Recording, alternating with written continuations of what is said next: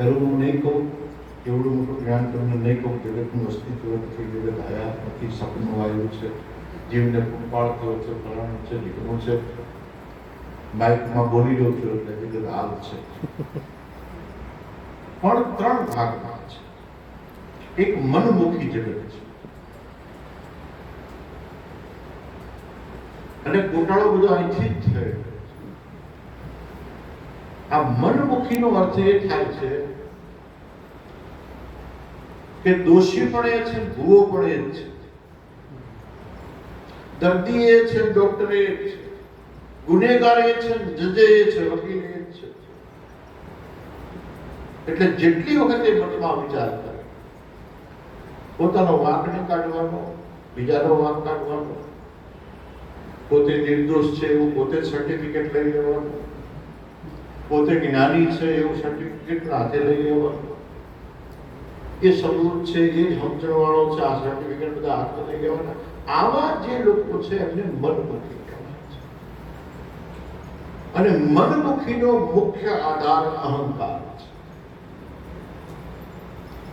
તમે લાખ જોવાના કરો, દુનિયામાં ભાગ્યે જ કોઈ એવો માણસ જોવા મળશે કે જે એમ કહી શકે હા આટલા ગુના મેં કર્યા છે, આટલો વાંક મારો છે, મેં આમ ના કર્યું તો ફલાણાનો આમ ન થયો, મેં આમ ના કર્યું તો ફલાણા. આવું કબૂલ કરનારો, આવું સ્વીકારનારો ભાગ્યે જ કોઈ છે.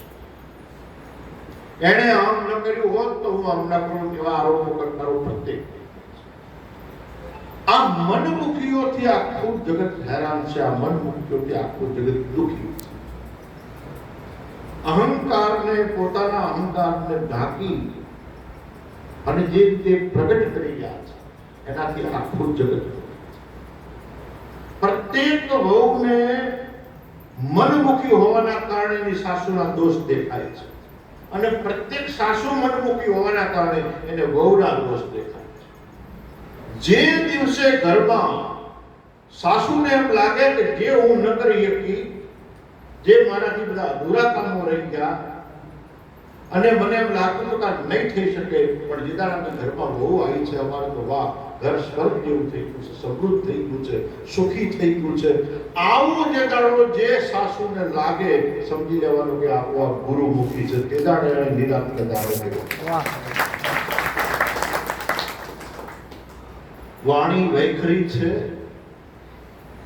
પાણી વાણીમાં કહેવાય છે કોઈ પાર નથી. તમે ગમે તેટલી સાફીઓ બોલો, ગમે તેટલા સત્સંગો કરો, ગમે તેટલી ગાતો કાઢો, તમે લવજા બધા, પણ જો પરિણામ નથી તો સમજી લેવાનું કે ક્યાંક ખોટ છે, ક્યાંક ખામી છે, ક્યાંક ઉણપ છે, ક્યાંક મનમુખ હજુ જીવતું છે. એના પછીનો એક વર્ગ હોય છે જગતમુખી.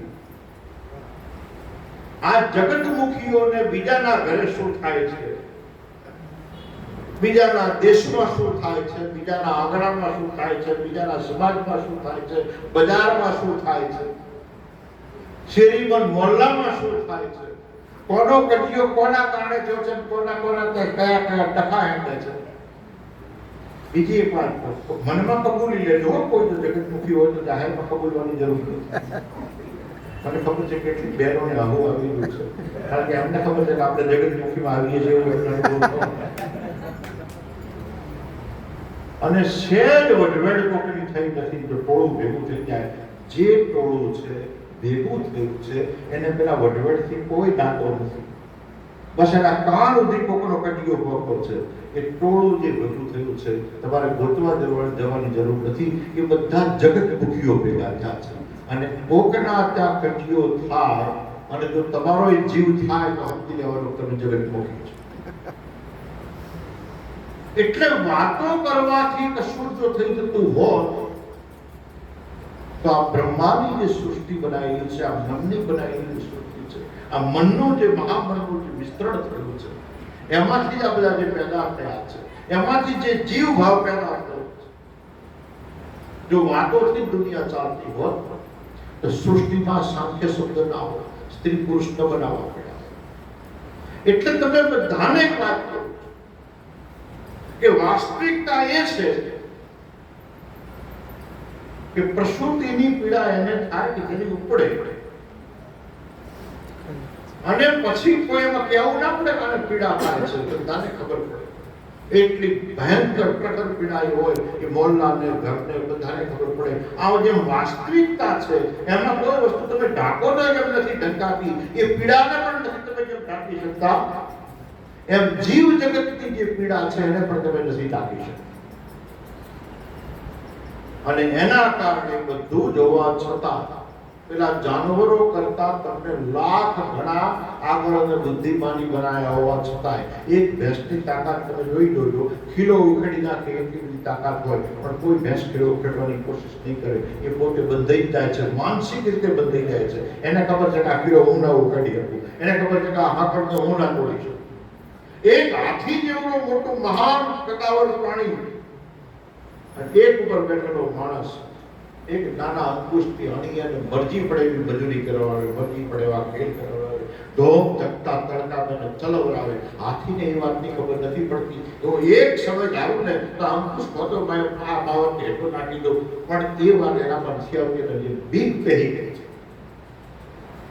એમ બધા જાનવરો કરતા તમને જે જુદા બનાયા છે, તમને બુદ્ધિ નામનું હથિયાર આપ્યું છે, એમાંથી તમને વિવેક આપ્યો છે, એમાંથી જે જ્ઞાન પ્રગટ થાય છે, આ બધું જ મનુષ્યના અવતારમાં છે. તમે કોઈ ભેંસોએ ભેગા થઈને સત્સંગ રાખ્યો હોય કે કોઈ ઘોડાઓએ ભેગા થઈને સત્સંગ રાખ્યો હોય કે કોઈ પણ જાનવરોએ ભેગા થઈને કોઈ સત્સંગનો મેળાવડો કર્યો હોય, તમને કોઈ યાદ છે? ક્યાંય સાંભળ્યું છે? ક્યાંય છપાયેલું જોયું છે? પશુઓનો મેળો હોય ને એનું છાપું માણસ છપાવે. પશુઓને લેવાના છે, પશુઓને વેચવાના છે. પશુઓ નક્કી નથી કરતા કે અમારે વેચાવાનું છે નથી. અને આવો અવતાર તમને મળ્યો, આ વાસ્તવિકતા છે, આ હકીકત છે. એ ભેંસ ગમે એટલા વાના કરે પોતાના બાળકને ધરેણ ના ધવરાવી, એ તો પાટી બઈઓ ખેંચી જ લે. અને પાટ તો માંડ ખેંચે. પાડા તો આપણા કયા ભવના સ્તર છે, એ સીધા મોક્ષ લઈને જ આવેલા હોય છે. નાનો અનંતદાળે મોક્ષ મહિને મોક્ષ લખેલો છે. ત્યાં ના તો ગુરુ જ્ઞાન આવે, ના કશું આવે, ફલાણું ટીકું બધું રહે. ઠીક છે, બાબુને તો બાઈક પર બોલવું છે, ખાન મારે નાખવું છે, છોકરા અમારે મોટા કરવા છે, કોકના છોકરાને મારી પોતાના છોકરા મોટા કરે, એને ગુરુ જ્ઞાન ક્યાંથી આવે? આ વાણી, આ વહીવટ, આ વ્યવહાર, આ વૈખરીપણું, આ બધું દુનિયામાં ચાલી રહ્યું છે. કોકને એમ થાય કે પાડોશીનું છોકરું છે ને એ દૂધ વગરનું કળવડતું હોય કે નાની કોઈ મારા છોકરાને મૂકીને મરી ગયું હોય, અને દીદાડો જે ભાઈને એમ થાય કે મારા પડખામાં છોકરું પડ્યું છે, એની માં ભલે ના રહી હોય પણ હું એની માં બનવાનો પ્રયત્ન કરું, એ સમજી લેવાનું કે તમારામાં તમારો ગુરુ પ્રગટ થઈ ગયો છે, તમને ગુરુનો સાક્ષાત્કાર થઈ ગયો છે. ગુરુનો અર્થ જ આ થાય છે. જે યથાર્થ છે એ યથાર્થ ભૂમિકાને સમજાવે એને ગુરુ ગણાય.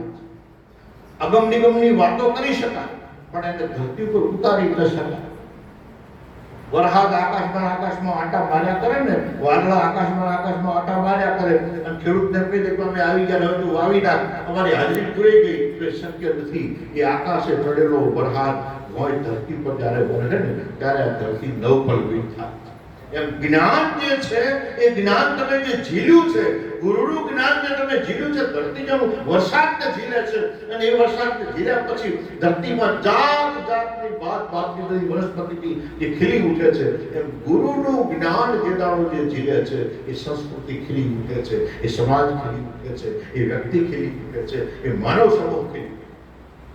એટલે પેલા જાનવરોને એટલી બધી બુદ્ધિ આપી, એટલી બધી, પણ એ બુદ્ધિ એમના પૂરતી જ. ભાઈ નિદ્રા આહાર ને વૈકુંઠ સિવાય કોઈ વાત નહીં એમને સમજણ નહીં. એમને કોકની ગુલામી કરવાની, કોક વેચાય એટલે વેચી જવાનું, બાંધી રાખે અને પાણી ન પાય તો હાથ સુધી તરસ્ય કરવાનું, પણ એ પોતાના બંધનને મુક્ત નથી. એ હાથે પોતાનું દોરડું ન તોડાવ્યું, એને એ ખબર નથી કે આ દોરડું તોડાવવાની ક્ષમતા મારામાં છે.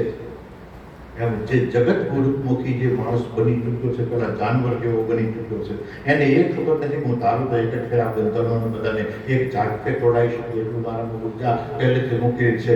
પણ જે દાડો ગુરુ મળી જાય અને જે દાડો ગુરુ એને એમ કે તું હજરા આવતો છે, તું જન્મ્યો છે તું મોટો થયો છે, તું મરી જવાનો છે, ફરી જન્મવાનો છે, ફરી મરવાનો છે. આ બધી જે ગાંઠ વળી છે, આ ચકડોળ તારા મગજમાં જે ચડી છે, અને આ મનમુખ તને જે હક નથી કરવા દેતું, એ એક જ ફેરા જે તારો જ્ઞાન ધરાવે ખબર પડે, હું તો અજરામણ છું. સૃષ્ટિ ભ્રાંતિ પ્રિય નિજ રૂપ, અરે હસ્તી ભ્રાંતિ પ્રિય નિજ રૂપ છે. સૃષ્ટિ પહેલા પછી તો આ વસ્તુ જે છે એ જે દાડો ખ્યાલ આવી જાય, જે દાડો તને એનું જ્ઞાન થઈ જાય, તે દાડો તમને ખબર પડે ના, હું ફક્ત આ પૃથ્વી ઉપર આંટો મારવા આવ્યો છું. આ મારો ભૂમિકા છે, આ મારો ગ્રહ છે, અને નિરાંત પંથ એ કોઈ જુદી વસ્તુ નથી. આ વેદાંતનું એક સ્વરૂપ છે, વેદાંતનું એક ગ્રામ્ય સ્વરૂપ છે, વેદાંતનું એક લૌકિક સ્વરૂપ છે. જે વેદાંત આદિ અનાદિથી ચાલી રહ્યું છે. બીજી એક વાત તમને કહી દઉં કે દુનિયામાં બધાનો નાશ થઈ શકે, પૃથ્વીનો નાશ થઈ શકે, આપણો થઈ શકે, આ બ્રહ્માંડનો નાશ થઈ શકે. જ્ઞાનનો કોઈ કાળમાં નાશ થતો નથી. એ સદૈવ છે, ચિરંજીવી છે. એ વારંવાર સૃષ્ટિ બદલાય છે, વારંવાર જ્ઞાન ઉત્પન્ન થાય છે, જ્ઞાન ઉત્પન્ન થાય છે. જેનામાં જ્ઞાન સ્થિર થાય છે એ તરી જાય છે, જે એનાથી વંચિત રહી જાય છે એ મરી જાય છે. એટલે તમને બધાને એ દિશા તરફ હું લઈ જવાની કોશિશ કરું છું કે આ જે ભ્રમ પેદા થયો છે, અહંકારનો જે જગતમુખનો જે ભ્રમ પેદા થયો છે, મનમુખીનો ભ્રમ પેદા થયો છે, એ ગુરુમુખી બન્યા વિના કોઈ એમાં છૂટકો નથી અને કોઈ એમાંથી પાર પડવાનું નથી. એટલે ખાસ વાત કે કોઈ તમે મોટો બંગલો ધરાવો છો, તમારી પાસે બધું છે, તમારા છોકરા મોટા થાય તો છોકરા ભણનાર મોટા થાય, તમારો અહંકાર મોટો થાય છે તો ઘરોડા આવી રહ્યું છે, એની પાસે પૈસા છે તો એનો અહંકાર મોટો થાય છે. તમને એમ લાગે છે પશુઓના છોકરા તો મોટા થઈ જાય છે, દોઢ ડાકરના, તમારામાં એનામાં ફરક શું છે? આ એક વાત લખી રાખજો કે આ માનવ અવતાર એક જ માત્ર એવો છે કે જેની અંદર આને છે ને મોક્ષની ગુરુ ચાવી રહેલી છે, પાર પડવાની, ભવ પાર પડવાની. આ ગુરુની એક ચાવી આમાં રહેલી છે. આ ચાવી લાગે તો આમાં જ લાગી શકે એમ છે. એ જાનવરોના ખોડિયામાં, એનામાં, બીજા બધામાં એ ના લાગી શકે. એટલે ઘણા લોકો વાણીને કંઠસ્થ કરી લે, બે ચાર ભજનો કંઠસ્થ કરી લે, બે ચાર સાખીઓ કંઠસ્થ કરી લે, એકબીજાને સંભળાયા. આને ઉખાણા કહેવાય. ભર્યા તળાવમાં ભેંસ દોઈ આવો છે, પેલો સામે ઓલી જવાબ આવે કે આ પ્રમાણે ભર્યા તળાવમાં ભેંસ દોયા, તળાવે નહીં, ભેંસે નહીં, આમાં બેઠા દોયા કરે.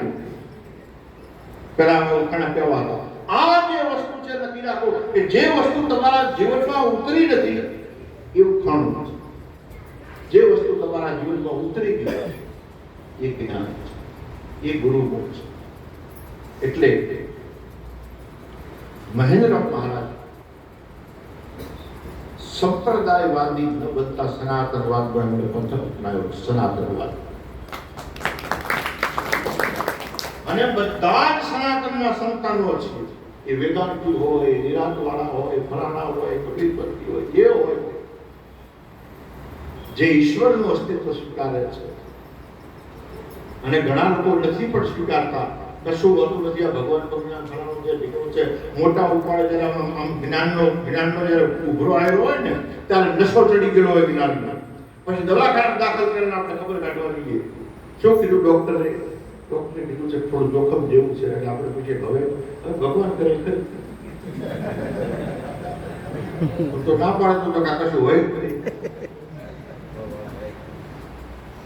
એક વસ્તુ લખી નાખો કે કોઈ સૃષ્ટિનો સંચાલક છે, કોઈ અજ્ઞાત તત્વ છે, કોઈ પરમ તત્વ છે, કોઈ ચેતન છે, કોઈ ચેતના છે કે જે આ બધું ચલાવી રહ્યું છે. હું આ બોલી રહ્યો છું તો હું નથી બોલી રહ્યો, મને બોલવા માટેની કોઈ ભૂમિકા પૂરી પાડી રહ્યું છે. અને તમે સાંભળી રહ્યા છો તો કાન નથી સાંભળી રહ્યા, સાંભળવા માટે પણ કોઈ ભૂમિકા પાડી રહી છે. આ જે સૂક્ષ્મ જ્ઞાન છે એ સૂક્ષ્મ જ્ઞાનને જો તમારે જીરવું હોય, સૂક્ષ્મ જ્ઞાનને જો તમારે સમજવું હોય, સૂક્ષ્મ જ્ઞાનને જાણવું હોય અને જાણ્યા પછી જો જીવનમાં ઉતારવું હોય તો તમારે ગુરુમુખી બનવું પડશે, ગુરુમુખી બનવું પડશે, ગુરુમુખી બનવું. ગુરુને ખબરાયા, ચા પીવરાયા, ગુરુના ખાટલા ઢાળ્યા, પૂજણા જાપ્યા, ગુરુ હેઠા ગયા, ભેટ પૂજા આલી. આટલો આ ગુરુવાદ નથી. ગુરુનું જ્ઞાન જ્યારે નથી સ્વીકાર્યું, એને સમજી લેવાનું ગુરુની સેવા નથી કરી, એક મહેમાનની સેવા કરી. એટલે તમને બધાને આજે આ પૂનમ પ્રભાવનો દિવસ છે. આજે બુદ્ધ પૂર્ણિમા પણ છે અને બુદ્ધ પૂર્ણિમા એને કહેવાય છે કે જ્ઞાન બુદ્ધને આપણે ભગવાન બુદ્ધને છે એ જ્ઞાન પુરુષ જ્ઞાની પુરુષ કીધા છે, એક મહાપુરુષ તરીકે કીધા છે. આજે બુદ્ધ પૂર્ણિમા પણ છે. એટલે હવે પ્રશ્નની વાત શરૂ કરી પછી પૂરી કરું કે તમે હમણાં મારા બાપુ જોડે ચર્ચા થતી કે હવે પૂરી બાપુ જોડે કે જે યુગોમાં ના બગાડવાનું 20 વર્ષમાં બગાડવાનું ગાડી લઈને આટલા આવતા ટ્રાફિક નડે છે અને એમાં એ ટ્રાફિક પાછો આપણને સહેજે લાગતો નથી કે આપણને ભ્રમ થયો છે એવું સહેજે લાગતું. જે ઘડીએ ખબર પડે ટ્રાફિકનો મને ભ્રમ થયો સમજી લેવાનું તરી ગાડીઓ ધડાધડ ટકરી. આટલો બધો ભીતરનો ટ્રાફિક થયો છે, આટલું બધું આમ જેને કહેવાય દુનિયા 20 વર્ષમાં બદલાણી છે. જેમ આપણી દુનિયા બદલાણી છે, આખું વિશ્વ બદલાણું. પ્રશ્ન બધાને એક છે, પછી શું? મોબાઈલ આવી ગયો પછી શું? કાર આવી ગઈ પછી શું? વિમાનોમાં ઉડતા થઈ ગયા પછી શું? દરિયા પાર કરતા થઈ ગયા પછી શું? મકાનો બાંધવાની ઝંખનાથી બંધી ગયા પછી શું? ડેકોરેશનો કરવાની ઝંખનાથી ડેકોરેશન કરી નાખ્યા પછી શું? છોકરાઓને ધંધેલા કરવા લાગી ગયા પછી શું?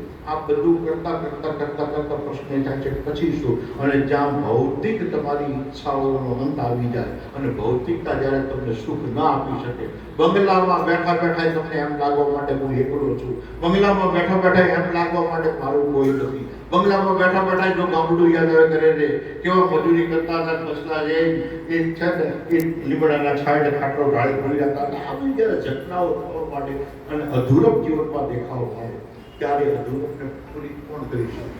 અને આખા વિશ્વમાં એના અંગ્રેજીમાં એક શબ્દ કહેવાય છે વેક્યુમ.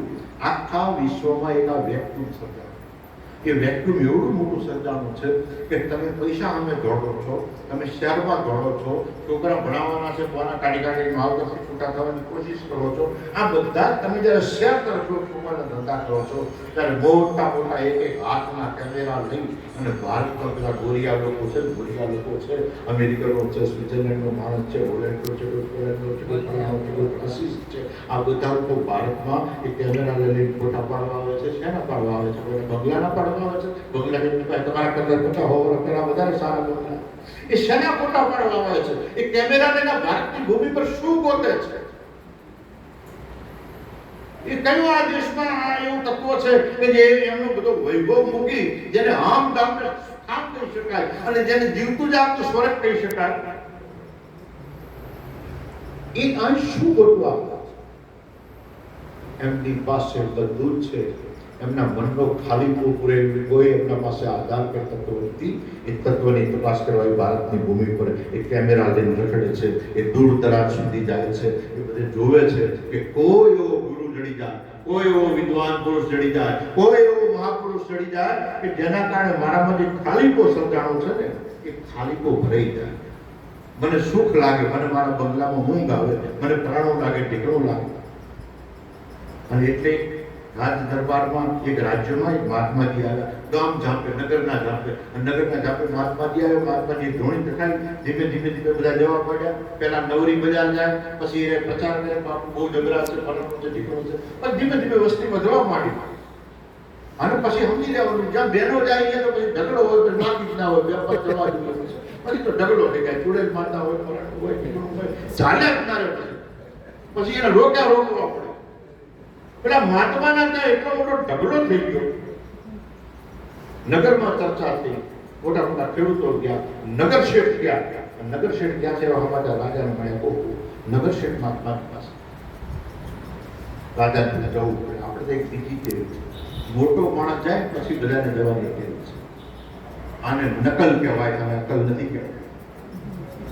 તમારો આત્મા કે તેદાનો તમારો ઉદ્ઘાટન થયું કહેવાય, તેદાનો રહસ્યનું ઉદ્ઘાટન થયું કહેવાય. કોક જો આગેવાન જો એટલે હવે મારે જવું પડશે, હવે હું પાછળ ના લઈ જવું પડું. આ જે એક આડંબર છે, આડંબરને ત્યાગવાની જરૂર છે. તમારું મન ના માને તો મોટો ભૂખ જાય તો નહીં જવાનું, અને તમારું મન માને તો કોઈ ન જાય તો તમારે જે દિવસ અંદરથી આત્માનો અવાજ અને પેલો રાજાને થયું હવે તો નગર શેઠ કે આપણે જવું. રાજા ગયા, વેરડું જોડાયું, રસ જોડાયું, રાણી સાથે છે, ફલાણું ઠીકડું ઉપડ્યું બધું નથી. પછી ખબર કે રાજા ગયા છે એટલે બાકીના જે રહી ગયા અહંકારીઓ અમે આમાં નથી માનતા એ એમને ખબર પડી કે હવે રાજા ગયા છે, આપણે માનો કે ના માનો પણ આપણે જવું પડશે. અને ગયા. રાજાએ જોયું તો મહાત્મા બહુ અત્યંત પ્રભાવશાળી મહાત્માજી છે અને પ્રજા એમના ઉપર આમ ગોળ ગોળ થઈ પડી છે. રાજાએ ખૂબ વિવેક કર્યો. જે બધા થાળ લઈ ગયા હતા બધા ભેટ કર્યા ફરાવ. રાજાએ એક વિવેક કર્યો, મોટો માણસ વિવેક કર્યો. તે રાજાએ એક વિવેક કર્યો. રાજાને અંદરથી ખબર હતી કે આવો ત્યાગી પુરુષ તો શેનો આપણે વિવેક કરો. એક બીજી વાત તમને ખબર, ઘરમાં ન ચાલતું હોય તો કોઈ તાણ ન કરો. મારા હમ ચા પી જાવ એવું રાખો. ઘરે છોટી ટકા પીવા બની હોય તો કહી દો મારો તો ધારો આવજો. રાજાને એમ કહેવું તો પડે, પણ હવે કઈ થોડો મહાત્મા આવવાનો છે. રાજાએ હળવે કીધું બાપુ રાજગઢમાં પધારશો, રાજમહેલમાં પધારશો. બાપુ બીજી મિનિટે કીધું ચોક્કસ પધારશો. રાજાને તો લોચો કઈ પડી ગયો. રાજા બીજો પ્રશ્ન પૂછ્યો, ક્યારે પધારશો? તમે ક્યારે કહો? રાજાને તો હવે બોલતા આટલા માણસો વચ્ચે બોલી ગયું છે, બધું પૂરું પાડવું પડશે. એમણે કીધું રથમાં બેસી જાઓ. બાપુ કે બેસી જાય. રાજાને રથમાં બેસવા કદાચ ના પડે. બાપુ તો બેસી જાય. બાપુ રથમાં બેઠા. આખું બધું જે ભીડ હતી બધી રાજમહેલ ઉભી આવી, ત્યાં પોલીસ રાખવી પડી. મારા બાદમાને અંદર લઈ ગયા. અંદર લઈ ગયા. રાજાએ ખૂબ સારી એક રૂમ એમને ફાળવી આપ્યો, ફર્સ્ટ ક્લાસ. એટલે હળવેથી રાજાએ પૂછ્યું કે બાપુ આસન માટે શું ફાવશે? બાપુએ કીધું તમે શું વાપરો? એને કીધું મારું થોડો ઢોલિયો છે હાથમાં. એમને કીધું મારે હાથમાં ઢોલિયો ચાલે છે. હવે રાજાને શું સારું કે હું એવડો ઢોલિયો ના આવું, મારી વાત કેટલી છે. રાજાએ હાથનો ઢોલિયો એમને આટલો ઢોલિયો. એમણે કીધું બાપુ ઉપર પાથરવામાં કે તમે શું પાથરો? એણે કીધું હું તો રૂની મોટી કળાઈ પાથરું છે, ખોટી આપણે એ પાથરી. રાજાને કીધું હવે આ કાંટો મૂર્ખો છે, કાંટો કોક લાલચી છે, કાંટો કોક લંપટ છે, વસ્તી મારી હું ભૂલી ગયો છું, ના પાડું તો મારી આટલું જાય એમ છે. એટલે હવે મારે લાયા પછી તો પૂરું પાડવું પડશે. એને કીધું બાપુ શું કાપે? હવે તો ખબર જ પડી ગઈ શું કહેવાનું. એને કીધું તમે જે બોલી બત્રી કાપે મારે ચાલશે, બત્રી મારે વાહણમાં કઈ ફેર કરે ના તમે હું તો ચાંદીના વાહણમાં રાજા કરતો. બાપુ તો મારે ચાંદીના. રાજાને થયું મૂર્ખાત પૂરો કરી 12 મહિનો લાયા છે તો લાયા છે. બધું જ થઈ ગયું. અને રાજાએ રાતના 8-9 વાગ્યા ત્યારે કીધું બાપુ આપ તો સંત છો, મહાપુરુષ છો, અને હું તો એક મનુષ્ય છું, ફસાયેલો છું. હાથ જોડીને એક વાત મારે પૂછવી છે કે તમે એ જ રૂમમાં હોઈ રહ્યા છો જેમાં એ મહેલના જે મોટા રૂમમાં હોઈ રહ્યો છો, અંબરનો રૂમ છે. તમે એક ઢોલિયામાં છો, હાગના એક શીશમના ઢોલિયામાં હું છું. હું જે હૃદય પાથરું છું એ તમે પાથરી છે. મેં જે ભોજન લીધું એ તમે ભોજન લીધું છે. તમને તો તમારા મારામાં ફરક રહ્યો છે. એને મેં તો હમણાં ગેંગે ફેંકે કરશે, પણ ત્યાં મહાત્માએ કીધું કે એક ફરક છે અને પૂરો થાય બધું. રાજાને નવી લાગી, હું તો જે મૂર્ખો હું તો તેની પાસે આનો જવાબ છે. એટલે એને હળવેકથી પૂછ્યું કે શું ફરક છે? એને કીધું એમ ના કહો, દરેક વાતનો એક વિવેક કહો. સવારમાં પરોડિયું થાય, ઘોડવાલમાંથી 2 ઘોડા છોડવરાય, એકમાં હું બેસું, એકમાં તું બેસ. રાજાનો ડ્રેસ બદલી ના, મારા ભેગો હે. નગરની બહાર જઈને જવાબ. રાજાને વધારે કૌતુક થયું. ઓહો આ બાજુ જવાબ એ છે અને પાછો જવાબ આપવાની આટલી મોટી ઉત્કંઠા છે, આવડી મોટી ત્રેવડે છે.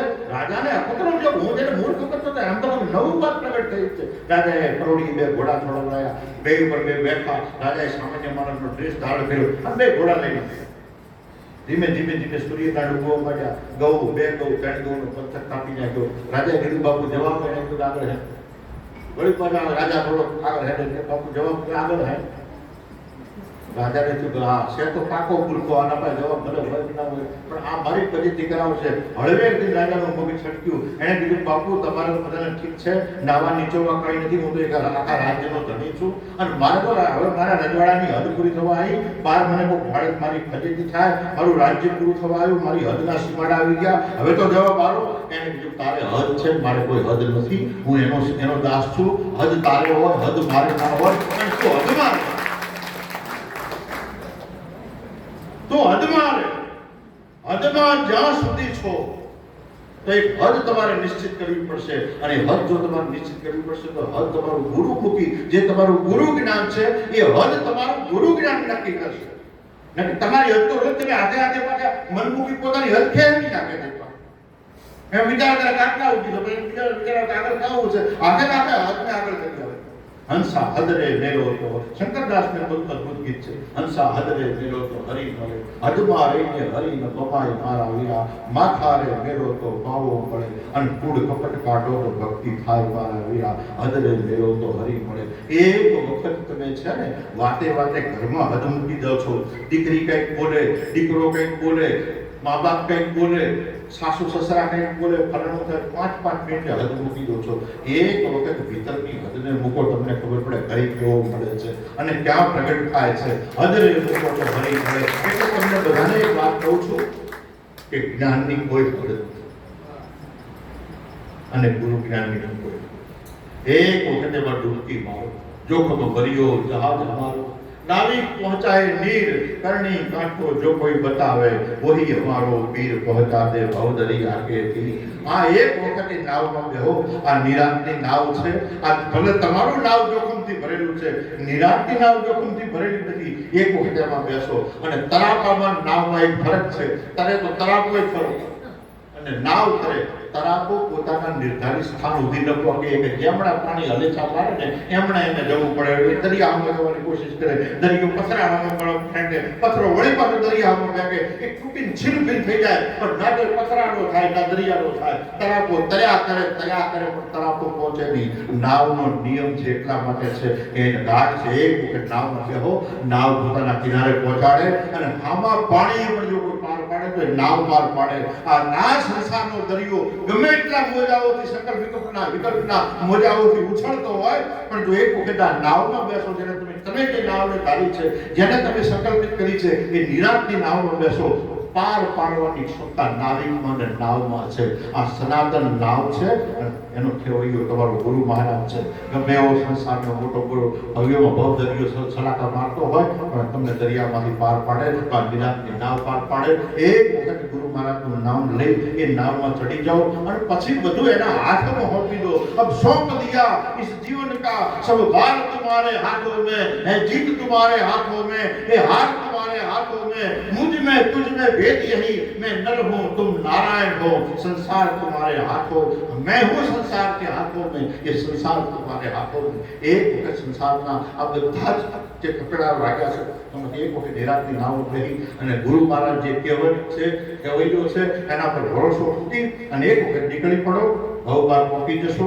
આવા સદગુરુઓ તમને વારંવાર એના માટે છે વિવિધ સ્વરૂપે તમને સમજાવે છે.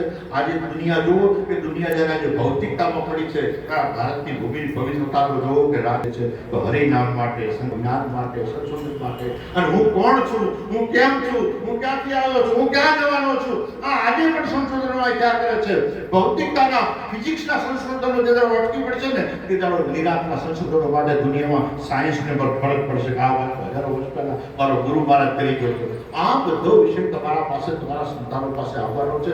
સંકલ્પ બનો, ગુરુમુખી બનો અને ગુરુમુખી એવા બનો કે તમારા જ્ઞાનથી આખા જગતમાં સનાતન ફાલાઈ પડે અને જરૂર એવું થાય. આશીર્વાદ આપી મારી વાણીને વિરામ આપું છું. હરિ ઓમ.